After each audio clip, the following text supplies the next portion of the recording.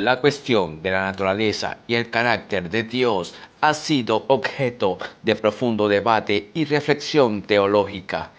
En el contexto bíblico, la relación entre el Dios del Antiguo Testamento y el Dios del Nuevo Testamento ha suscitado cuestionamientos sobre la coherencia divina. Algunos argumentan que existen diferencias notables en cómo Dios se revela y se comporta en cada parte de la Biblia, lo que ha llevado a cuestionar si se trata realmente del mismo ser divino.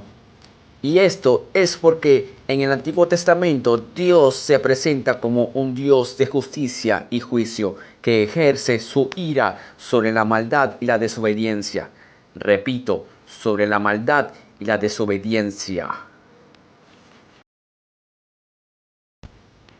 En el Antiguo Testamento también observamos un enfoque en el cumplimiento de la ley y la obediencia a los mandamientos con duras consecuencias, en donde se relatan castigos y maldiciones para aquellos que desobedecen las normas establecidas por Dios.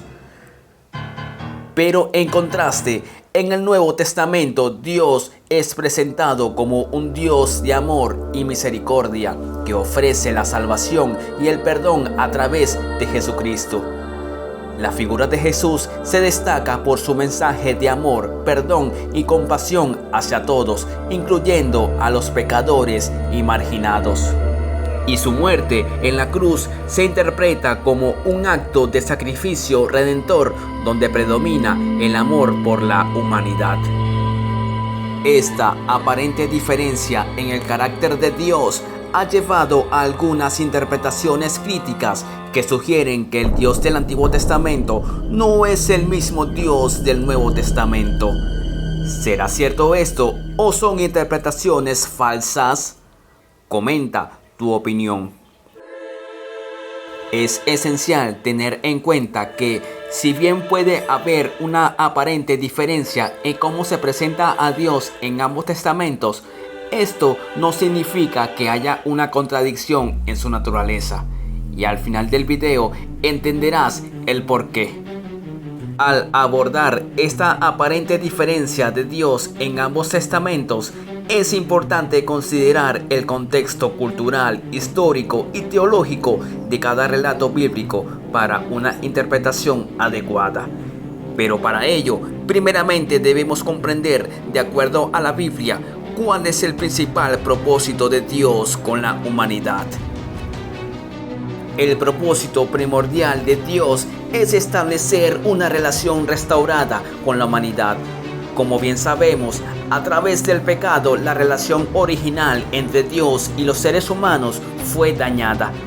Por eso, la intención de Dios es buscar reconciliarnos consigo mismo para que podamos experimentar una comunión íntima con Él. Y sé que te estarás preguntando si el propósito de Dios es que tengamos comunión con Él. ¿Por qué trajo el diluvio sobre la tierra? ¿O por qué destruyó a Sodoma y Gomorra? ¿O por qué castigó a Egipto enviando 10 terribles plagas? ¿O por qué Dios castigó a Israel en muchas ocasiones por idolatría? ¿O por qué hizo juicio castigando a Babilonia? ¿O por qué Dios castigó a los profetas de Baal por medio de Elías? ¿O por qué Dios quiso destruir Nínive para castigar su maldad? ¿O por qué Dios permitió la caída de Jericó? O peor aún, ¿por qué Dios permitió la guerra y tantas matanzas descritas en el Antiguo Testamento?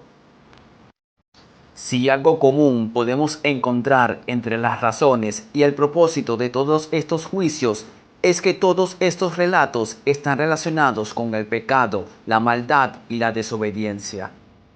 Si analizamos el contexto de cada uno de estos relatos, nos daremos cuenta que Dios muestra su justicia y santidad al enfrentar el pecado y la maldad, mientras que también revela su voluntad de proteger a los justos y establecer su soberanía y autoridad sobre todas las cosas.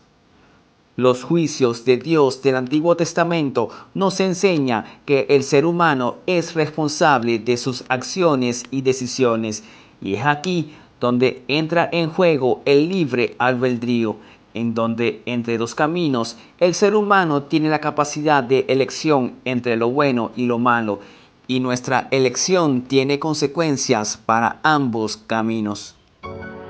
Si analizamos a profundidad el contexto de cada juicio atribuido a Dios, veremos, por ejemplo, que el gran diluvio fue por consecuencia de la maldad de los hombres, que era mucha en la tierra, y a Dios le dolió esto en su corazón. ¿Había oportunidad para ellos? Sí, ellos pudieron arrepentirse y elegir el camino del bien, pero llegaron al punto en donde Dios dijo que no contenderá su espíritu con el hombre para siempre, porque ciertamente la tierra estaba llena de violencia, corrupción, maldad, destrucción y perversidades muy extremas. Es importante destacar que Dios no trae juicio sin razones o sin tener un gran motivo, o porque simplemente le place destruir por mera diversión o condenar por gusto. No es así. Detrás de cada contexto existe una enseñanza que invita al hombre a acercarse a Dios y alejarse de su maldad. Al principio Dios lo hizo todo bien, incluso consideró a su creación como algo bueno, incluyendo al hombre. Y si profundizamos más, entenderemos que Dios creó al hombre, a los querubines y demás seres celestiales con capacidades de razonamiento y de tomar decisiones. Y de acuerdo a la Biblia, el camino del bien y del mal se repele entre sí, solo que el hombre casi siempre por su naturaleza carnal decide oponerse a todo lo que es de Dios. Ahora, aún así, se puede atribuir esta aparente diferencia a un único Dios protagonista del Antiguo y Nuevo Testamento, ¿o simplemente se trata de dos dioses diferentes? No. En ninguna manera se trata de dos seres para cada testamento. Es crucial entender que el amor de Dios no se limita solo a los relatos del Nuevo Testamento, sino que se manifiesta en toda la historia bíblica.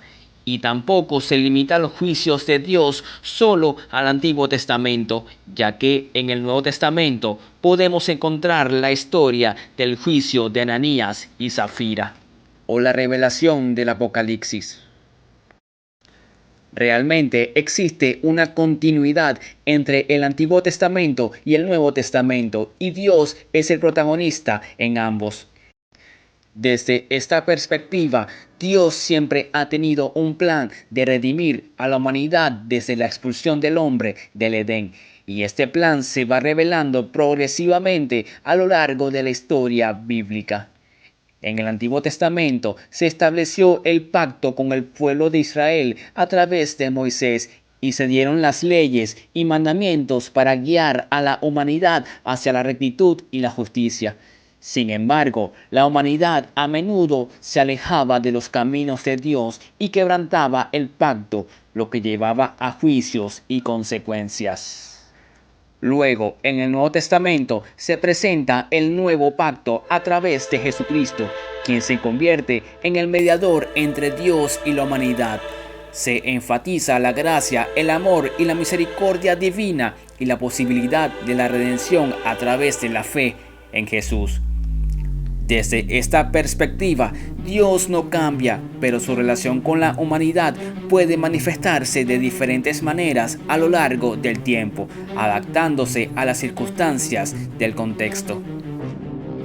La naturaleza inmutable de Dios es resaltada en la Biblia, afirmando que Dios es eterno, inmutable y fiel en su naturaleza. La inmutabilidad de Dios significa que no cambia, y esto es coherente con la idea de que es el mismo Dios tanto en el Antiguo Testamento como en el Nuevo Testamento.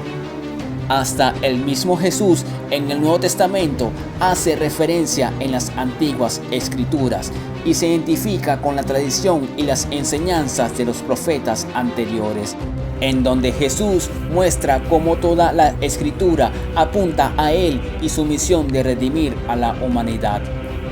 En fin, debemos comprender que el carácter de Dios incluye la justicia, el juicio, el amor y la misericordia. Y el propósito de Dios con la humanidad se centra en restaurar la relación rota por el pecado. ofrecer salvación a través de Jesucristo y permitir que vivamos vidas transformadas y santas en comunión con Él. De esto se trata la revelación escrita en el Antiguo Testamento y en el Nuevo Testamento.